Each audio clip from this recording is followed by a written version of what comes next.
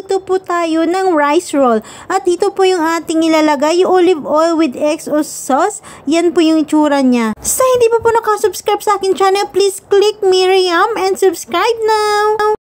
So now ay maglalagay po tayo ng oil. So i-reheat lang po natin yan, yung ating mantika.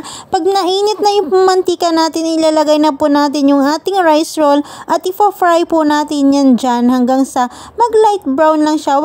Wag po nating sobrahan sa pagka-brown kasi pag crispy siya ay hindi na po siya malimnam na, malam yun. May ibang paraan din po ang pagluto nitong rice roll. So pwede din po kayong maglagay ng sweet soy sauce or pwede din po yung dim sum sweet soy sauce. Kahit anong soy sauce po, pwede nyo pong ilipat doon instead of XO sauce.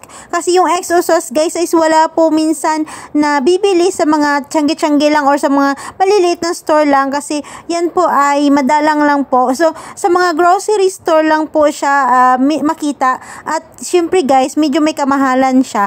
So yan ay nilagay ko na yung aking XO sauce dahil na fry ko na magkabilaan, na flip ko na yan. So yan, halu-haluin lang po yan, imikos-mikos nyo lang po yan hanggang sa lahat po ng rice roll ay may lagyan po ng XO sauce natin. So para lahat po ay matitikman mo yung rice roll muna, meron po talaga siyang sauce. So ano lang po siya, dry po itong sauce na to, na XO sauce na ito. So ganyan lang po siya, i-mix-mix mo lang po.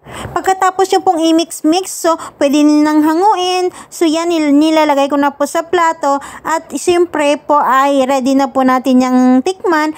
Hindi na po pala ako naglagay ng asin kasi po itong XO sauce po natin ay sakto na po yan sa kanyang panlasa. So kung gusto nyo pa rin po maglagay ng asin o asukal, depende na po yun sa inyo kung paano siya timplahin. Pero for me po ay itong XO sauce ay okay na po. So thank you!